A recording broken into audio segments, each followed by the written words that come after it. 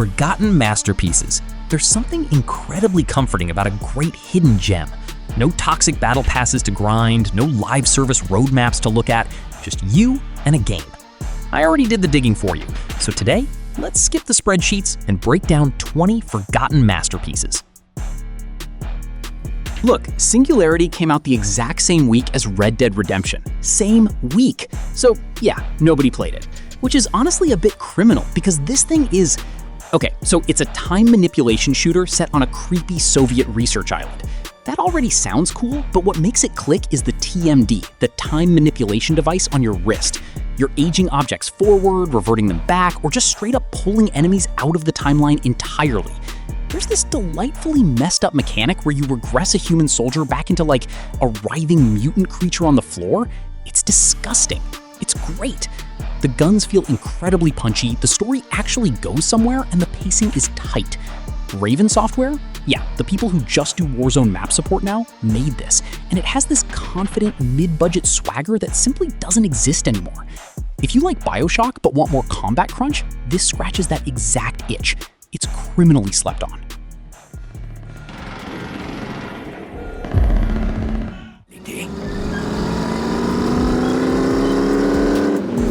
The Saboteur is a unique open-world game, and it was actually Pandemic Studios' last project before EA mercilessly shut them down. It deserved way better than that. You're Sean Devlin, an Irish racing mechanic stuck in Nazi-occupied Paris, and the whole premise is that Nazi-controlled areas are completely desaturated. They are black and white, gray, and completely oppressive. Once you liberate a district, all the color bleeds back in. That's not just a visual gimmick, it is the entire emotional core of the game working visually. The stealth is definitely a bit janky, and the climbing feels like a 2009 Assassin's Creed game where you accidentally jump off a cathedral. But the world is so incredibly characterful that you just push through the flaws anyway. Blowing up fuel depots, sniping from rooftops, and hearing that jazz soundtrack kick in gives it this pulpy, revenge fantasy energy that almost nothing else captures. Not every game needs to be flawless. Sometimes, it just needs to be fun.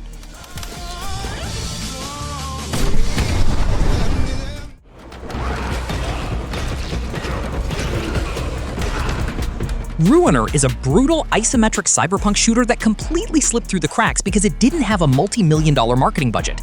You play as a silent, masked psychopath in a high-tech metropolis trying to rescue his kidnapped brother from a corrupt megacorporation.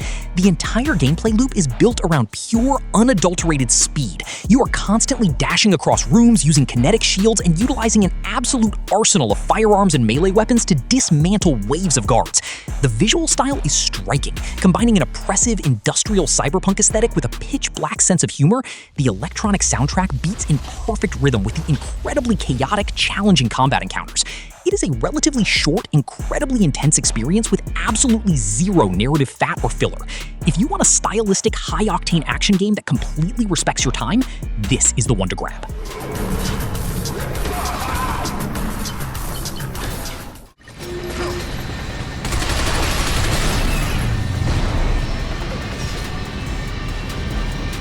Binary Domain looks like a generic third-person cover shooter from the Xbox 360 era, and I completely understand why you ignored it.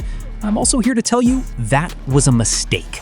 Sega, specifically the team behind Yakuza, made this, and once you know that, the weirdness clicks.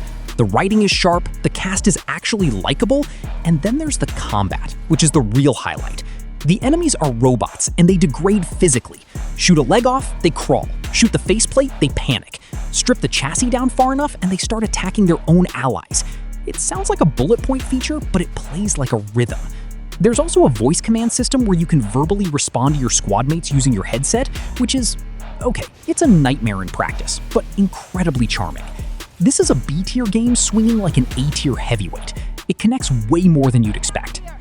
How? Follow me! Only way to the dry dock. HQ, man down, over! Quantum Break is half live-action TV show, half third-person shooter. That sounds like a terrible executive idea, and I won't pretend the television episodes don't aggressively slow down your evening, because they do. But here's the thing, the actual gameplay is some of the most satisfying time power action ever designed. You're stopping time around enemies while moving freely, detonating frozen moments, and surfing through stuttered reality. It feels like a superhero game that forgot to be embarrassed about itself. Remedy were clearly mid-transition between their old Max Payne DNA and the weird Control universe they're building now, and this is the fascinating, slightly awkward middle child. Jack Joyce is a decent protagonist. Aidan Gillen is doing a lot of heavy lifting as the villain, and the visual aesthetic is still impressive. It didn't sell well enough to get a sequel, which is a massive shame. The combat loop alone warranted one.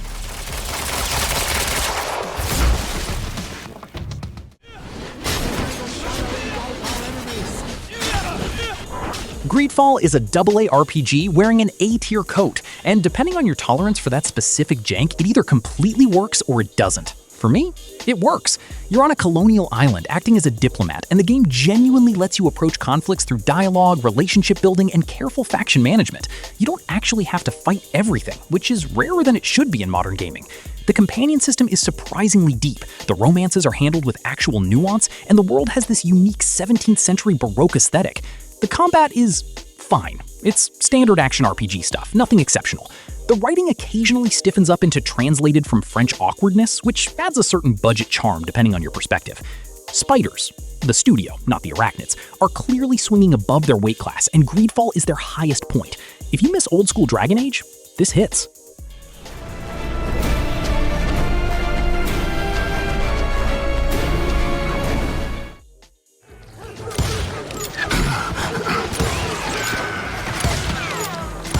Right, so the Call of Juarez series had a bit of a rough patch. The one set in modern Texas, we don't talk about that. But Gunslinger is the ultimate redemption arc. It's genuinely one of the best arcade shooters of its entire generation. You're listening to an old bounty hunter tell increasingly unreliable stories in a saloon, and the game mechanically responds to his lies. The narrator contradicts himself mid-level, the environment literally reshapes around the correction, and enemies magically appear because he just remembered them. That framing device is doing so much heavy lifting. The shooting is fast, arcadey, and incredibly satisfying.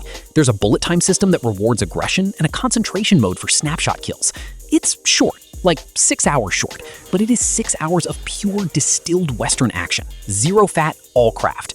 Ubisoft basically buried this under zero marketing, making it one of the most under-discussed linear shooters ever. Butch Cassidy and the Sundance.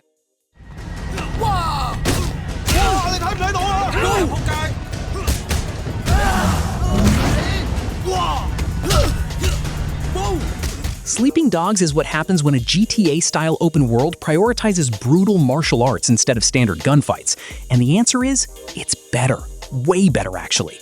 You're an undercover cop embedded in the Hong Kong triads, and the narrative tension between those two identities is handled with far more sincerity than the game's marketing ever suggested. The hand-to-hand system is borrowed heavily from the Arkham games, counter-timing, fluid rhythm, but it adds a level of graphic violence Batman would definitely judge you for. You're slamming people into fish tanks, meat hooks, and air conditioning units. The city itself is dense, detailed, and somehow smells like street food through the screen. The driving is a bit floaty, but the story earns its dramatic beats. United Front Games only made 2 titles before shutting down, which, honestly, look, that's one of those industry losses that still stings. Wei Shen deserved a sequel. The game deserved a sequel.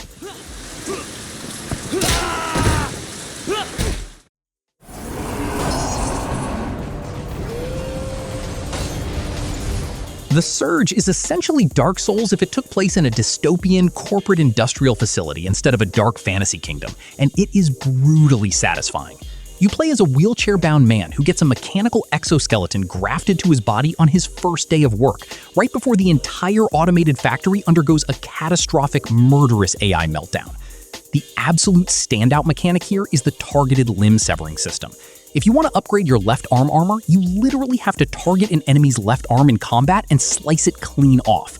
It turns every intense encounter into a strategic risk versus reward calculation, where you are harvesting parts mid-fight. The industrial, gritty sci-fi atmosphere feels incredibly distinct from its fantasy peers, and the level design loops back on itself in brilliant ways. It is a highly challenging, tightly crafted action RPG that completely deserved way more attention than it actually received at launch.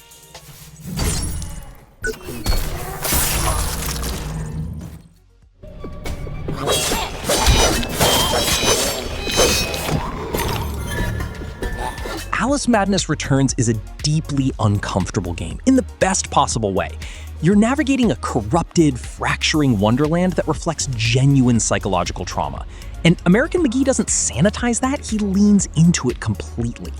The art direction is extraordinary. Like, each chapter has its own warped visual identity and logic, and transitioning between them feels like flipping through the sketchbook of someone processing something heavy.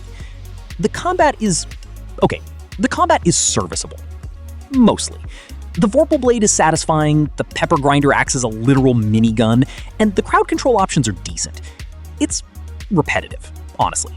The game loops combat and platforming in a rhythm that outstays its welcome slightly by the third chapter, but the atmosphere carries the entire experience. There is absolutely nothing else that looks like this or feels like this. It's singular.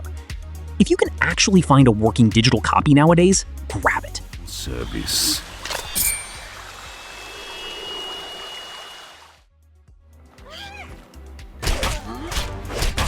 Outward is a survival RPG that actively detests you, and I need to be completely upfront, this will not work for everyone.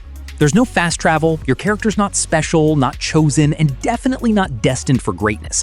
You're just an ordinary person with a mountain of financial debt, and you survive through meticulous preparation, not magical power. The stamina system is punishing, the weight management is painful, and getting jumped by bandits an hour into a journey because you forgot to eat a sandwich is a completely normal Tuesday. But here's what happens when it clicks. The world starts feeling genuinely dangerous in a way that most modern theme park open worlds completely fail to replicate. Every trip outside the city walls has weight. The co-op makes this infinitely better, turning the brutal survival calculus into a hilarious shared nightmare. Look, it's an acquired taste, but the cult following absolutely adores it.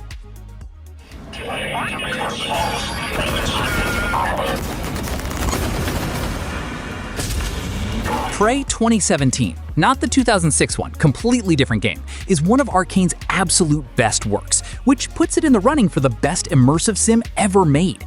You wake up on a space station, something has gone catastrophically wrong, and within 20 minutes, the game completely shatters your assumptions. The mimics, small, shape-shifting alien creatures, can turn into literally anything. A coffee cup, a chair, you stop trusting the environment entirely, and that baseline paranoia becomes the game's actual texture. The glue cannon shoots hardening foam that you use offensively, defensively, or just to build makeshift staircases. The alien abilities you unlock turn the power fantasy sideways, and the station itself feels like a coherent physical place. The themes around identity and memory are genuinely doing something smart. Arkane always delivers, but this is the one where they committed to the bit completely. It's a masterpiece that deserved better sales.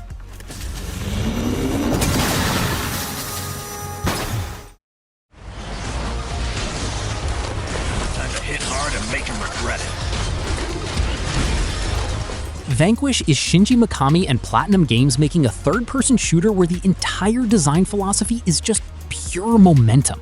You're never meant to stop moving. The rocket boost slide, the bullet time that triggers when you're near death, the melee counter system, it's all pulling you forward, rewarding raw aggression and punishing passivity. Standing behind cover in Vanquish is actively a terrible strategy. The game wants you boosting, switching weapons mid-slide, and juggling giant robots across a chaotic battlefield. It's about 6 hours long, which is honestly the correct length, because the intensity never dips. A longer runtime would have been genuinely exhausting for your wrists. The story is just a silly delivery mechanism for ridiculous set pieces, and that's perfectly fine. There has never been another shooter quite like it, and since the PC port runs beautifully, you have no excuses left.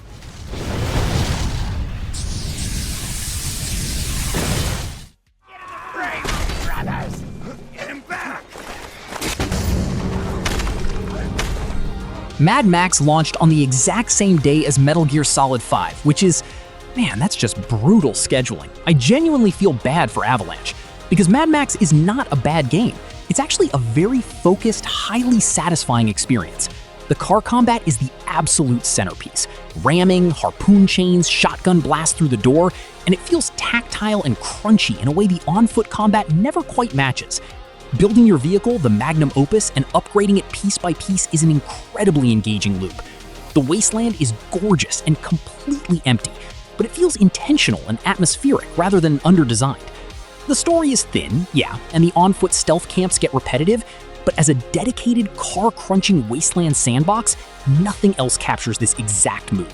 It has a committed, oily physicality to it. It deserved a sequel that nobody ever bothered to ask Avalanche for.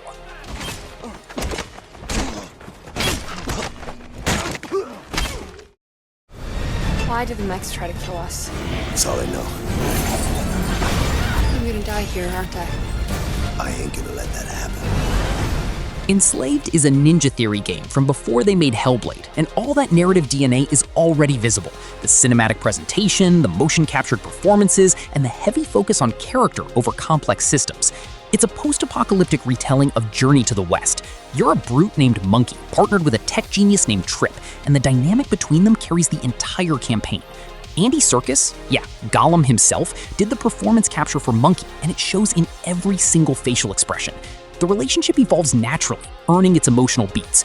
The platforming is heavily guided, almost on rails, which frustrated people at launch, but the environmental design is gorgeous. Overgrown cities reclaimed by vibrant nature, rusted machines, this melancholy beauty. It's more of an interactive film than a deep game, but Namco barely marketed it. It sold horribly, and the studio barely recovered. That one still hurts.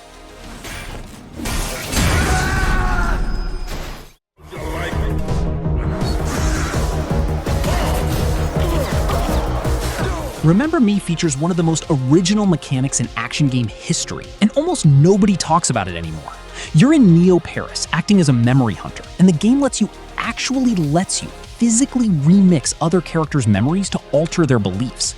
You're scrubbing through a memory playback, changing small environmental elements, and rewriting their emotional truth. Conceptually, it's extraordinary. The problem is, Dontnod only gave you 4 of those sequences in the entire game. The rest of the runtime is a combo builder brawler with interesting ideas but repetitive execution. The combo system itself, where you manually assign healing or damage properties to specific hits, is clever, but the traversal is just linear Uncharted cloning. Still, the world design is striking, a distinct French cyberpunk aesthetic where memory is currency. Dontnod left this behind to make Life is Strange, but this mechanic deserved a sequel.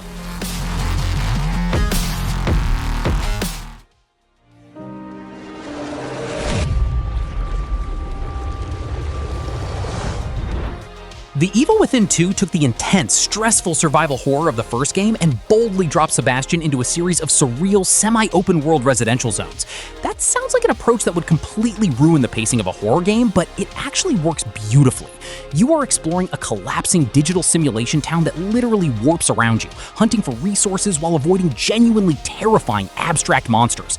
The stealth mechanics are heavily improved here, giving you the freedom to either meticulously pick apart encounters or craft a huge arsenal of traps and crossbow bolts. The narrative is also surprisingly emotional this time around, focusing heavily on a desperate father trying to rescue his daughter from a corporate nightmare. It maintains that distinct, twisted Shinji Mikami imagery, but wraps it in a modern sandbox structure that feels incredibly rewarding to master. It is an absolute must-play for any horror fan. Let's get Lily and leave this place before we're stuck here forever.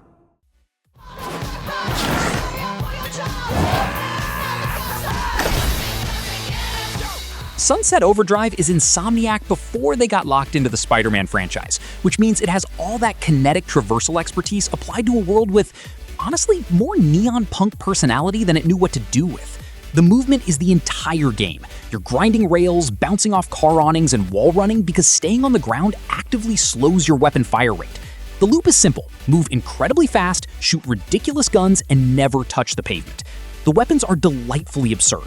One fires exploding teddy bears, another shoots vinyl records, and it all works. The tone is aggressively self-aware, constantly breaking the fourth wall, and whether that lands depends entirely on your tolerance for 2014 humor. The mission structure gets repetitive in the back half, but as a pure movement sandbox, it's genuinely excellent. It was trapped on Xbox for years, but it's on PC now.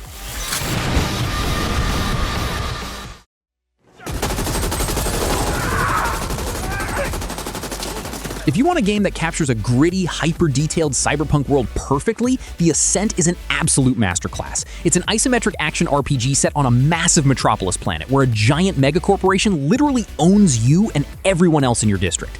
Then, the corporation suddenly collapses and everything goes to absolute hell. The gunplay is fantastic because it utilizes a unique high-low cover system. Like, you are physically ducking behind a barrier and raising your rifle to blind fire over the top of it. It's punchy, it's destructive, it's loud. The scale of the city is staggering, filled with neon signs, crowded slums, and incredible environmental detail. It can get a bit grindy in the back half, sure, but the pure atmosphere and the twin-stick shooting mechanics more than carry the weight. It is a gorgeous hidden gem that completely slipped under the radar.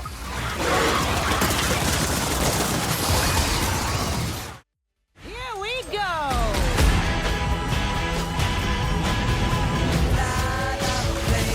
The Outer Worlds is Obsidian doing their own distinct version of Fallout, explicitly, openly. They know you know. And the result is tight, witty, and far smarter about corporate dystopia than most modern sci-fi satire. The writing is the clear standout here. Every companion has a full narrative arc, a distinct voice, and the banter system during exploration actually has great comedic timing.